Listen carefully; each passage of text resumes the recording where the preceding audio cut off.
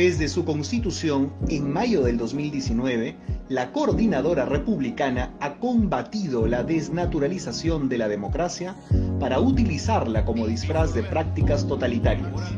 Durante los gobiernos de Vizcarra y Sagasti, luchamos contra el auge de las políticas y discursos contrarios a las instituciones representativas, discursos que promovían una falsa democracia, directa, callejera y tumultuaria.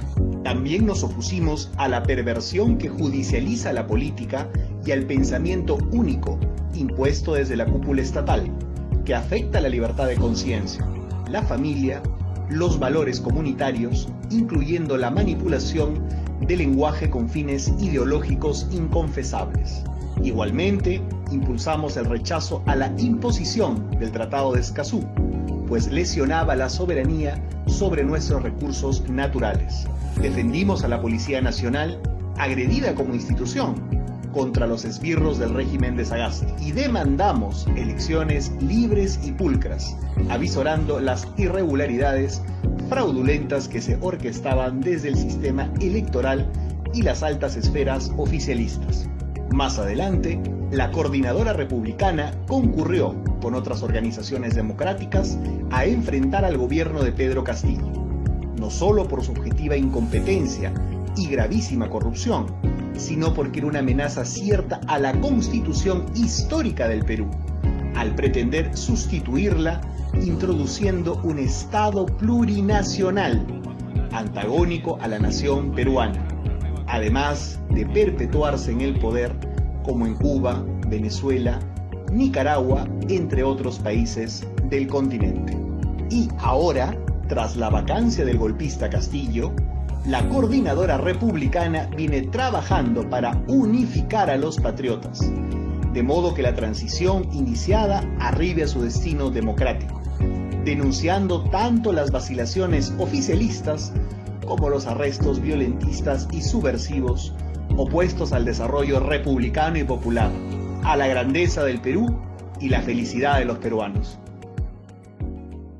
Todas las mañanas despertamos con la esperanza de que algo bueno suceda. Caja Huancayo presenta Cuando te sientes seguro, confías. Por eso don Celestino camina horas para llegar a su chácara confiando. O Rubén, que con mucho esfuerzo recoge y lleva los productos de don Celestino confiando. O doña Julia, que con todos sus ahorros emprendió su negocio confiando. Sabemos que tu emprendimiento nace de la confianza, porque al iniciar un nuevo proyecto, eliges creer en nuestra solidez, seguridad y confianza. Cuando te sientes seguro, confías. Caja Huancayo, la caja del Perú.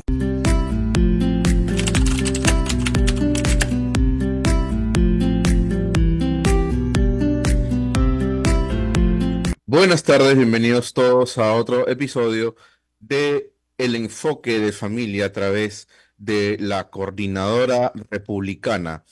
En esta oportunidad tenemos nuevamente como invitada especial la doctora Milagros García Matos. Ella es especialista en Derecho de Familia, Asuntos Familiares y de Resolución de Conflictos Familiares. Doctora, bienvenida nuevamente al Enfoque de Familia. Muchas gracias, Andrés. Buenas tardes. Pero gracias por la invitación. No, qué gusto más bien es nuestro volver a tenerla con nosotros en este breve espacio donde podemos departir temas tan importantes y tan interesantes como, por ejemplo, ¿qué pasa con las deudas del fallecido dentro de la familia? Precisamente a cuenta del programa que tuvimos que tenía que ver con las herencias. ¿Cómo es el mecanismo, doctora? Bueno, en principio, las personas, todos podemos tener deudas, ¿no? El tema es cuando fallecemos, ¿qué sucede? Esas deudas, porque siempre existe la duda, ¿no? Los herederos también heredan las deudas, ¿cómo se pagan? ¿De dónde se paga?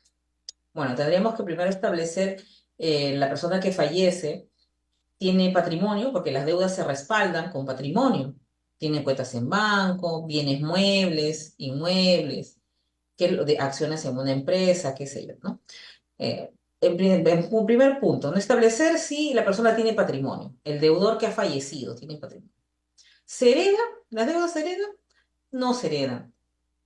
Las obligaciones inclusive se extinguen con el fallecimiento de la persona.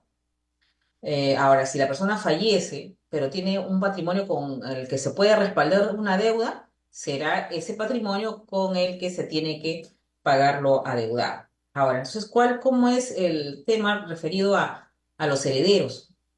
Si la persona que ha fallecido tiene herederos, tiene patrimonio, porque si no ha hecho, si no se ha otorgado en vida un testamento, lo que suple a ello es solicitar la sucesión intestada. Obviamente que se realiza una sucesión intestada cuando existe bienes o masa hereditaria, es término legal, cuando existe bienes que conforman la masa hereditaria, es la única forma que nos motiva a realizar una sucesión intestada, lo que antes, hace muchísimos años, se denominaba declaratoria de herederos. Entonces, si existe patrimonio, existe deuda, lo que tendrán que hacer primero los herederos es realizar una sucesión intestada. Digamos, la persona que ha fallecido debía 100.000 soles y sin embargo el patrimonio que ha dejado para heredar o dinero en efectivo, qué sé yo, ya te suman 200.000 soles. Entonces, con esa masa hereditaria, no los herederos no pagan, o sea, las deudas de las personas fallecidas no alcanzan a los herederos. En todo caso, los herederos lo que van a hacer es pagarla, pero no de su pecunio, no de su patrimonio, sino va a pagar esa deuda con el resultado de lo que implica la masa hereditaria. Entonces, si la persona debía 100.000, el fallecido debía 100.000 o causante, en términos legales se le denomina causante, luego del fallecimiento, entonces su patrimonio, que constituye la masa hereditaria, vale 200.000, o hay dinero en efectivo de 200.000, debe 100, entonces lo que van a hacer los herederos es pagar la deuda de su causante de 100.000 y los otros 100.000 serán repartidos de acuerdo a las reglas establecidas en el Código Civil como herencia en partes iguales entre los herederos del causante. Eso es lo que en suma sucede. Ahora, digamos que la persona fallecida había comprado un departamento o una casa con una hipoteca, pero con un seguro de desgravamen. Entonces los herederos, al hacer la sucesión intestada, luego de ello nos acreditamos, tenemos que ir al banco a personarnos en calidad de herederos y decir, ¿sabe qué? Somos los hijos y la esposa de quien en vida fue mi padre, somos los herederos, o sea, tenemos conocimiento que tenía un seguro de desgravamen o de repente averiguarlo, ¿no? De repente no tenían la certeza y acercarse, ¿sabe qué? Queremos saber si este inmueble que se compró, que está hipotecado, tiene seguro de desgravamen. Entonces, nos informarán si sí o si no. Por lo general se compra con un seguro de desgravamen, porque se prevé precisamente situaciones como estas, ¿no? Que la persona fallezca antes de que cancele la deuda. Entonces, el seguro de desgravamen se activa y tendrá que darse por cancelada la deuda. Entonces, sí, el banco, porque me han sucedido casos así, ¿ah? He tenido justo un caso no hace mucho, hace unos meses atrás, respecto de una deuda. Fallece la persona deudora y él tenía un inmueble que compró con su esposa.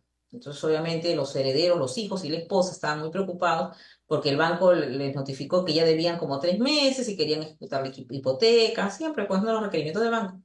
Entonces, tuvimos que hacer la asociación intestada y también verificar si efectivamente esa creencia, esa deuda tenía un seguro de desgravamen. Y efectivamente fue así, porque el banco le estaba cobrando y al final el banco se activó el seguro de desgravamen y se dio por cancelada la deuda. En ese caso, por ejemplo, había una deuda, sin embargo, como ya estaba cubierta por el seguro de desgravamen, tenía una póliza de seguro de desgravamen, entonces al activar la póliza se dio por cancelada la deuda. Entonces los herederos no solo no están obligados a pagar una deuda que no es suya, no heredan, no se heredan las deudas, pero en este caso tampoco tuvieron que afrontarla de parte o pagarla con la masa hereditaria, puesto que tenía un seguro de desgravamen que al Claro, fallecimiento del se pagó titular solo. se pagó solo, ¿no? Ujú. Pues Entonces, hay otro claro, ese presupuesto. es el escenario ideal. Ujú. Claro, ese es el escenario ideal. ¿Qué otras cosas podemos encontrar en el camino? Digamos, igual, digamos que un banco o una persona particular otorgó un préstamo y la persona es un préstamo privado, no de dinero, y la persona fallece, el deudor fallece. Tiene un documento que reconocía la deuda. La deuda se generó en el año 2010, pero el año 2020 la reconoce con un documento y se comprometió a pagar pues hasta el 2024, pero la persona falleció en el 2022. Entonces, por ejemplo, en ese caso, si tiene patrimonio, se pagará pues con el patrimonio o la masa hereditaria de esa persona, pero si no, las deudas no alcanzan al patrimonio personal de los herederos. Claro. Entonces, ¿es falso esta creencia popular de que si te mueres con deuda, tus herederos van a heredar también la deuda? O sea, en cierta forma, si es que se paga con el patrimonio del causante, sí, pero los herederos no asumen porque no son considerados terceros civiles responsables. Ese es el criterio. Los herederos no pueden responder una creencia con el patrimonio personal de ellos, con el patrimonio que ellos hayan Ah, adquirido, ¿no? La salvedad a ellos, de cierta forma, que tampoco no es nulo, sino nos vamos a enmarcar en un plano legal. No se trata que ellos paguen, los herederos pagan la deuda o la heredan, y no, sino es que la herencia va a servir para pagar la deuda del titular de la masa hereditaria, en este caso del ujú, causante, ¿no? Lo que dejó el causante de ello, de aquello, es lo que se va a tener que pagar. En todo caso, si se le va a dar una interpretación como que precisamente ellos heredan la deuda, no, lo que hacen los herederos es ujú, ejecutar el pago, pero del claro, patrimonio que dejó el causante. claro. Claro, ellos no pagan, ejecutan el pago como administradores o como los Claro. representantes o titulares de la masa hereditaria por haber sido declarados herederos. Entonces, descartada esta creencia popular sobre que los herederos, es un falso Heredan mito, deudas. los herederos hereden las deudas. ¿Qué si heredan? Heredan los activos, ¿cierto? Claro. Ahora, Ah, te voy a poner un ejemplo más, que se ujú, ¿no? Por ejemplo, ¿no?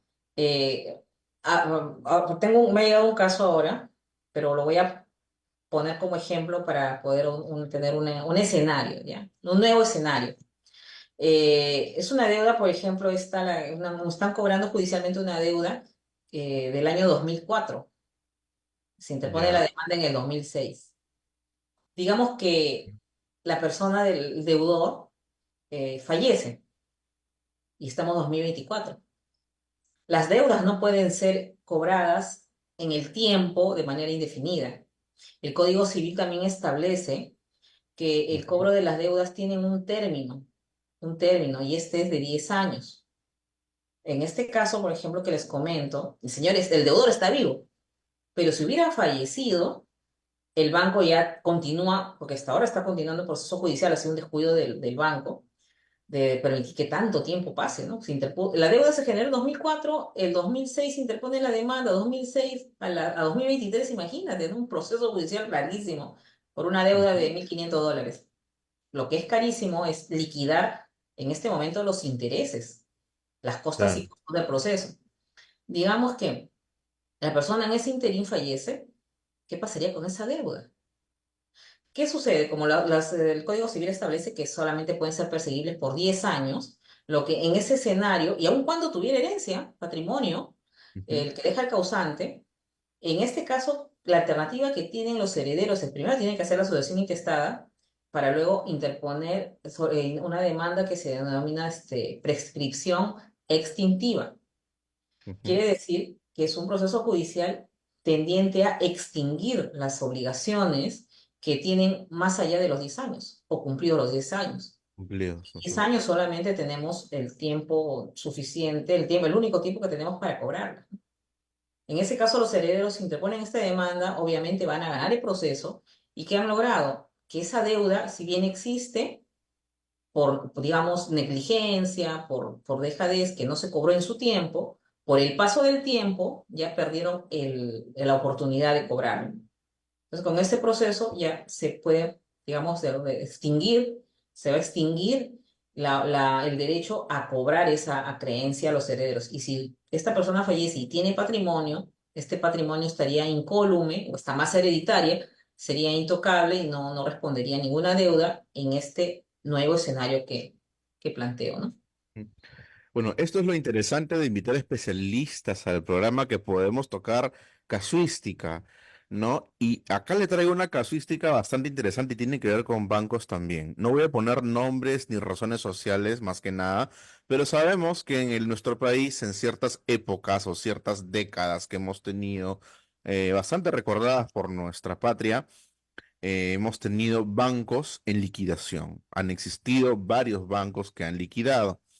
Entonces, trabajando en un estudio dentro de estas gestiones de deudas de los bancos, la clienta precisamente quería la prescripción de la deuda, ¿no? De hecho, se ganó la prescripción de la deuda, pero el banco, estando en liquidación, entre abogados, la coordinación no, de dejar de, porque una cosa es cobrar, otra cosa es dejar de cobrar, ya no pagar o pagar parcialmente.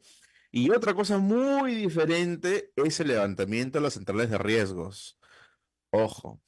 Entonces, los abogados de estos bancos que están en liquidación decían, no, se ha perdido con la prescripción el derecho de cobrar, pero tú todavía me debes.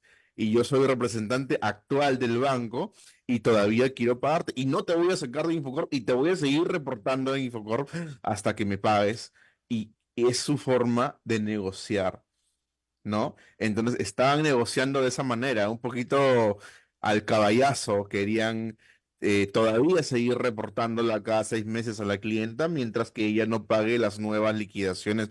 Sabemos que también hay estudios de abogados, hay empresas que compran las deudas y esa jarana, se entra en ese baile, ¿no?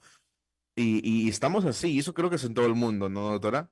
Claro, pero ahí hay otra situación también de Infocop. Tampoco es que puedan reportarlo permanentemente, menos cuando han Bueno, salido el proceso. ujú, No pueden. Además, el tiempo del reporte también es perentorio, ¿no? Si mal no perentorio. recuerdo, son creo que 4 años, ¿eh? O sea, más Claro, allá más, de ellos, no pueden claro. mantener, porque ellos no pueden mantener, digamos, de esa forma castigada a la persona.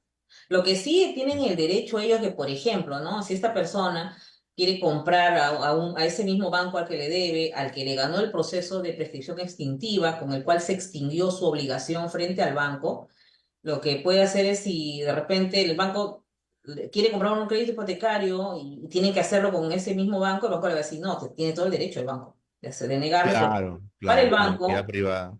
para el banco, Ujú. o sea, le sigue debiendo y le deberá eternamente, ¿no? Hasta que de Eternamente. repente llegue un punto en el que las deudas de si le cobraba 20.000, le diga, ¿sabes qué? Págame 2.000 y te doy tu carta de no adeudo, ¿no? Eso sí puede, pero no puede mantener más allá de lo que establece lea la normativa, el Claro. reporte como deudor en una central de riesgo. O sea, eso no puede, porque eso sí sería ya ilegal ir más allá de lo que realmente Mm. corresponde, ¿no? No, y también ya estaríamos entrando a otra vereda, que es el tema de los daños y perjuicios, ¿no? También ha Ah, ocurrido casos que incluso hasta ahora ocurre, a un par de conocidos les ha pasado, creo que en una oportunidad me ocurrió, pero muy rápido me sacaron del sistema y fue concomitante con otra deuda que sí, también yo pagué a nivel personal que se equivocan en la calificación del sistema y a gente que ni siquiera ha sacado un crédito, el sistema patina y por 1 milímetro te pusieron en centrales de riesgo. Y eso es muy peligroso dependiendo de quién sea la persona afectada. En oh, los casos que yo he visto, cuando a un empresario que tiene mucho patrimonio y trabaja con muchos movimientos bancarios le ocurre, el daño es calamitoso. Porque claro, hay empresarios que ah, dependen del crédito para que su empresa continúe trabajando. Como por ejemplo, una clienta que se tuvo hace mucho tiempo en tema de máquinas de criogenia, de estas máquinas donde tú entras y te quitan 20 años de la cara en una sesión de 3 horas, creo que es, ¿no? recomienda, Eh, por favor, quisiera ir a una. sí, hay que recomendarla. Entonces, viene una feria, ¿no? Una feria de Portugal y dice, bueno, pues establece, pues, ¿no? En una explanada, exhibiendo los empresarios de todo el mundo que traen esa maquinaria novedosa, pues, ¿no? Y cuando la señora va a comprarlas, no te estoy hablando de cada máquina vale $60.000, nadie va a sacar Ni siquiera esta gente saca $60.000 de su bolsillo. Obviamente tiene que ir al banco y cuando va al banco le dice, usted está reportada. ¿Por quién? Por un error del sistema. Lo corregimos en el acto, señora. No se preocupe, tenga su calendario y su chanchito feliz de Feliz Navidad. ¿No? Entonces, el Código Civil, nuestro Código Civil, hasta donde yo lo he leído, donde yo he podido humildemente leer, querida doctora, nuestro Código Civil no dice que un banco indemniza o que un particular o privado indemnice a otro con un calendario del año 2024, pues, ¿no? No, claro. Entonces, No, y todo lo que tú dices tiene mucha... Es que la gente no se tiene cuidado. Porque hay personas que no pueden por un tema de la función que realizan, ¿no? Por ejemplo, ¿no? El gerente de un banco no puede tener una deuda. O si la tiene, tiene que haber, o sea, no puede deber más de lo que gana. Y no puede tener un endeudamiento que podría considerarse riesgoso, ¿no? Porque tenemos calificación, ¿no?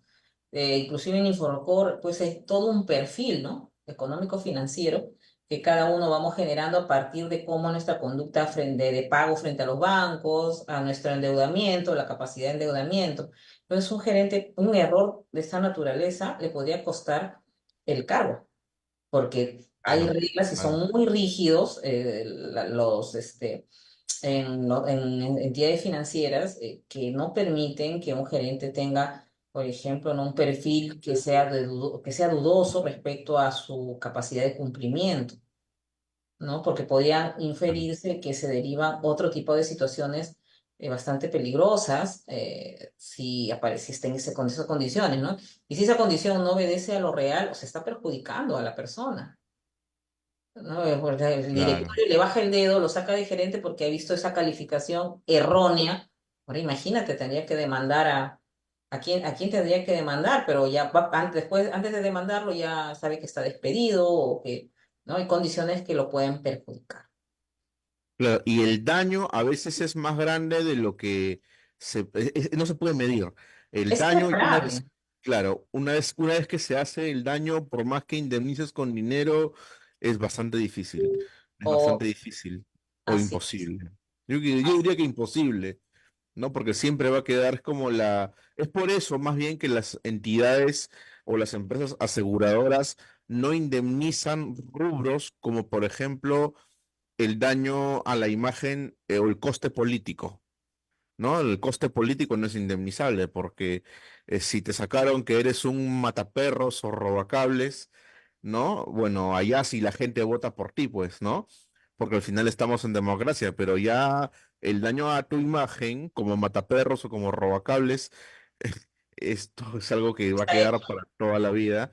Y si la gente tiene dos dedos de memoria, podemos tomar conocimiento por quién, sin entrar al terreno de la política, porque estamos hablando de temas específicamente jurídicos.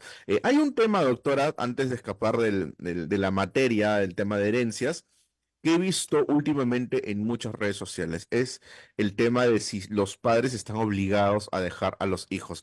Y es precisamente herencia, ¿no? Y es precisamente a raíz de la entrevista que tuvimos hace menos de 2 meses, creo, Sí. que vi en varios sitios en internet que se replicó este comentario, incluso hay gente que ha salido a las calles a hacer preguntas, los padres están obligados a dejar herencia a los hijos, y esto a raíz ¿no? de los comentarios que se hicieron aquí con usted sobre la parte jurídica de esta situación con el tema de los malos hijos, ¿no? Entonces, como Claro. para cerrar un corolario de estos comentarios que han estado muy bien difundidos en el internet en estos meses, ¿qué nos podría comentar al respecto, doctora? ¿Cuál es la mecánica? Claro. El Código Civil establece reglas. Habría que hacer un distingo, ¿no? En Estados Unidos, si la normativa es totalmente diferente, pues ellos tienen enmiendas, nosotros tenemos una constitución, nosotros tenemos un sistema codificado, ¿no? Que todo regulamos, muchas veces hemos copiado y hemos adecuado nuestra normativa y precisamente por eso algunas cosas tienen que modificarse porque no son acordes a nuestra realidad. Pero sin embargo, en el sistema, en nuestro sistema, lo referido al derecho de sucesiones, establece en materia de herencia, establecen reglas muy claras, ¿no? No podemos, en Estados Unidos si queremos, podemos dejar herencia a una beneficencia o a un X que no tiene que ver con nosotros, no existe un vínculo consanguíneo, podemos por último dejar a una mascota una herencia. Es una cosa así, ¿no? Se puede dejar sin herencia a los cónyuges, a los hijos de uno en ese país, pero aquí no.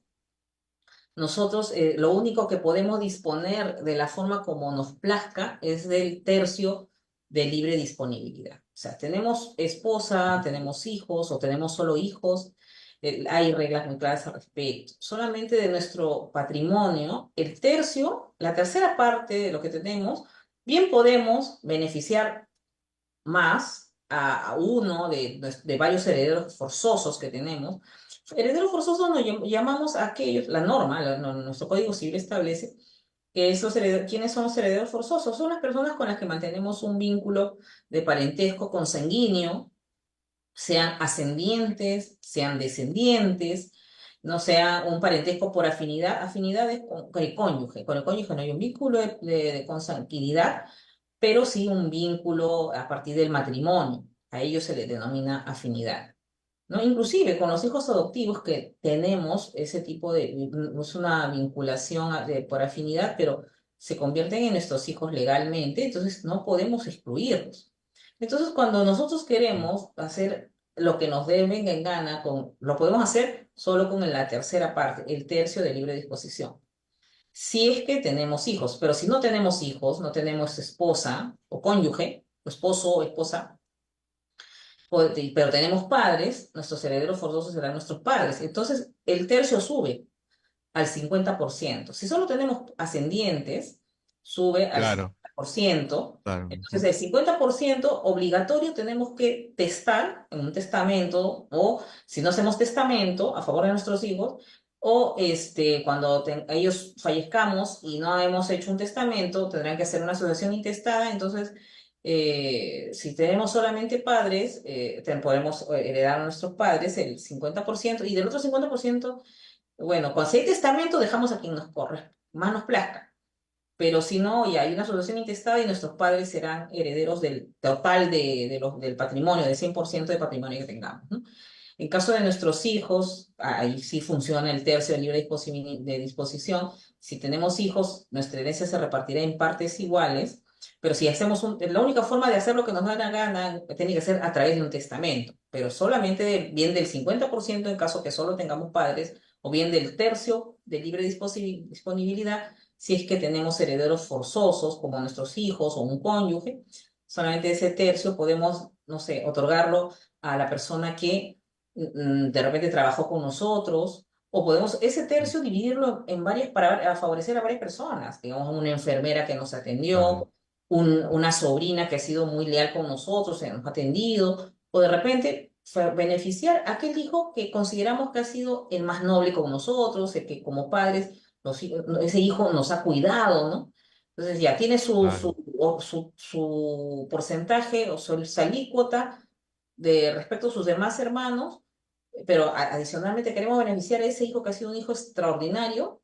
Entonces, íntegramente le podemos designar mediante un testamento que ese tercio libre de disposición sea a favor de ese hijo que nosotros queremos asignar, independientemente que Ujú. los otros dos tercios se tendrán que repartir en partes iguales si son tres hijos, ya tres. Entonces, ese hijo tendrá su porcentaje tan igual como los otros hermanos y sumado el tercio de libre disposición que como padres podemos otorgar. Entonces, esas son las reglas. Es- Ahora, no podemos, mira, si nosotros hacemos un testamento, porque el papel aguanta todo, y el notario no toma todas las precauciones para hacer un testamento de acuerdo a ley, entonces podemos beneficiar más a un hijo que a otro, o excluir, que es peor. Podemos Ujú. excluir a un heredero Claro. forzoso. Ujú. Tenemos cuatro hijos. En el testamento instituimos a tres, porque ese un hijo que nosotros hemos excluido vive en el extranjero, tiene patrimonio, es exitoso. No, eso no tiene que ver, porque nuestra legislación no establece distingos. O sea, nuestros Claro. hijos tengan la suerte que tengan, ya sea en la carrera que ejerzan, tengan más, tengan menos, eso no quiere decir que tiene más, recibe menos herencia, el que tiene menos recibirá más, no, no hay distingos. Todo tiene que ser en partes Claro. iguales entre los herederos. Ahora, si sucede estas anomalías de excluir a un heredero o de darle más a uno, menos a otro, ello es materia de un cuestionamiento que puede, el que se sienta o los que se sientan afectados con esa forma de testar, pueden hacerlo, pueden cuestionarlo judicialmente a través de un proceso judicial que podría ser, si lo han excluido, podría ser de nulidad de testamento, o si le han favorecido más a uno y menos a otro, puede ser un proceso judicial de anulabilidad de testamento. Entonces hay condiciones que se prestan para cuestionar judicialmente a través del proceso judicial respectivo esa forma inadecuada, errónea de testar a favor más a favor de unos, o menos a favor de otros. Ujú. En el caso de exclusión, inclusive el que ha sido excluido, tiene derecho a solicitar en un proceso judicial de petición de herencia el ser Claro. declarado heredero Ujú. y además solicitar la herencia que le corresponde, de acuerdo a ley. Así es. Es el 364 del Código Civil, el 366 del Código Civil.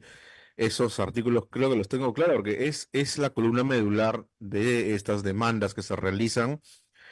También tomando en cuenta que ya la Corte se ha manifestado en el sentido de que la vía penal ya no es la vía idónea para los casos de exclusión de herencia porque tienen su vida, su vía idónea en la situación civil que debería activarse correspondientemente, siempre bajo el amparo del artículo 364 que nos dice que es imprescriptible la acción de petición de herencia, Claro, ¿no? inclusive tan es así que, digamos, si nosotros no reclamamos, no peticionamos la herencia, nuestros herederos lo pueden hacer sustituyéndose en la posición sucesoria que nosotros tenemos. Entonces, es Así es. imprescriptible que inclusive ese derecho a perseguir la herencia va más allá de nuestra propia vida. Claro. Claro. Y en nuestro Perú, como es un país muy, muy, muy criollo, no es como en Estados Unidos, pues que cada uno tiene su casa, ¿no? Sino que es los 9 hermanos en una sola casa, ¿no? Y la construyen para arriba, ¿no? Ya no es una casa de un piso como era en los 80s, ya es una casa de 9 pisos para arriba, ¿no? Y todos quieren un pedazo, y yo he visto situaciones verdaderamente desgraciadas que por más que hay 9 pisos, hay una sola azotea. Vieras cómo se pelean por esa azotea. Los aires, Dios mío. los aires. No, ya no puedes construir más de 9 pisos, olvídalo, pero igualito cada uno pone sus cartones, sus esteras y su triple y su drywall para no perder esa porción que le toca. Y doctora Milagros García, hemos tenido una bonita conversación sobre los derechos y la mecánica de los derechos de herencia. Muy agradecido por su invitación, por su asistencia a nuestra invitación, perdón, y gracias al equipo que está aquí detrás de nosotros, doctora. Un mensaje final para la audiencia. Bueno, bueno, pues, primero, lo importante, lo que yo siempre recomiendo y lo que hago, ¿no? Cada que voy a un programa, es difundir nuestros derechos, porque quien no conoce de sus derechos no puede reclamarlos, ¿no? Entonces, estar atentos y involucrarse con lo que implica ejercer los derechos que tenemos, uno. Y lo otro, bueno, agradecerte, siempre es un gusto, siempre conversamos mucho, siempre tus preguntas son las preguntas que en las calles la gente se interroga, son cosas que la gente quiere saber y qué interesante que tengas tú esta predisposición, este espacio para que profesionales de diversas especialidades puedan difundir derechos y de alguna forma esto puede coadyuvar a que las personas, los ciudadanos, aprendan a ser mejores ciudadanos y reclamar los derechos y con justicia los derechos que le corresponden, ¿no? Yo te agradezco la invitación, para Mm. mí es una ventana también para poder en algo contribuir con nuestra comunidad, que es lo que siempre pretendo, contribuir con lo que sé y agradecerte, ¿no? Y decirles pues a los televidentes que si desean algún contacto conmigo, unas consultas de los temas que conversamos de una manera, pues trato de serlo más, hacerlo más sencilla en esta conversación, más allá que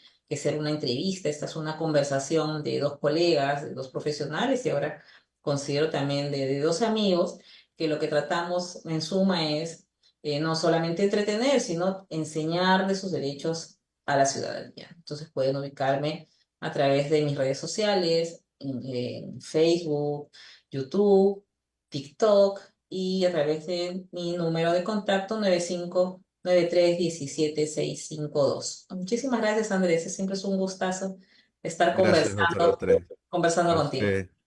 A usted, doctora, muy agradecido y definitivamente la vamos a tener en el 2024. Por favor, no se nos vaya muy lejos. Y ya saben, esta fue la entrega del enfoque de familia de hoy. Ya saben, actúen con justicia, sean considerados sobre todo con sus familiares, no se dejen influenciar por terceras personas y hagan todo el bien que puedan. Agradecimientos BHTV y Caja Huancayo. Esta es la oportunidad para unirte a Caja Huancayo. Somos una institución confiable, sólida y segura y con la fe y fortaleza de nuestra gente.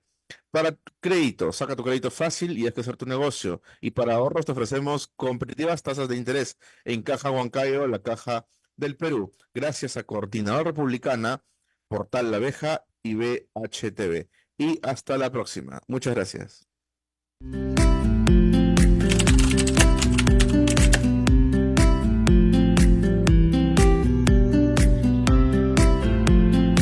Todas las mañanas despertamos con la esperanza de que algo bueno suceda. Caja Huancayo presenta Cuando te sientes seguro, confías. Por eso don Celestino camina horas para llegar a su chácara confiando. O Rubén, que con mucho esfuerzo recoge y lleva los productos de don Celestino confiando. O doña Julia, que con todos sus ahorros emprendió su negocio confiando. Sabemos que tu emprendimiento nace de la confianza, porque al iniciar un nuevo proyecto, eliges creer en nuestra solidez, seguridad y confianza. Cuando te sientes seguro, confías. Caja Huancayo, la caja del Perú.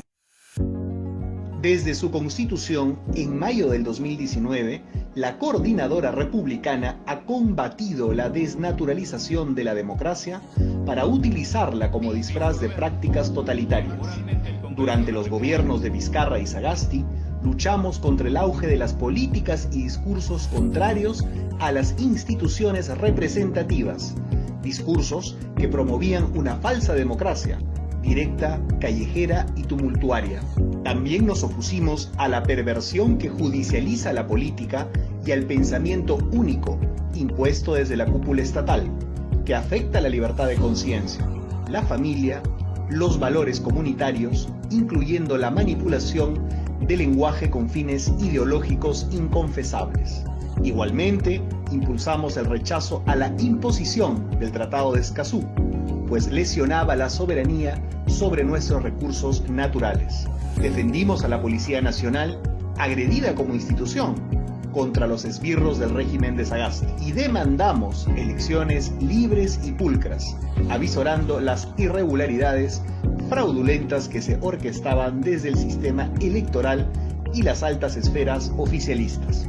Más adelante, la Coordinadora Republicana concurrió con otras organizaciones democráticas a enfrentar al gobierno de Pedro Castillo, no solo por su objetiva incompetencia y gravísima corrupción, sino porque era una amenaza cierta a la Constitución histórica del Perú, al pretender sustituirla introduciendo un Estado plurinacional, antagónico a la nación peruana, además de perpetuarse en el poder como en Cuba, Venezuela, Nicaragua, entre otros países del continente.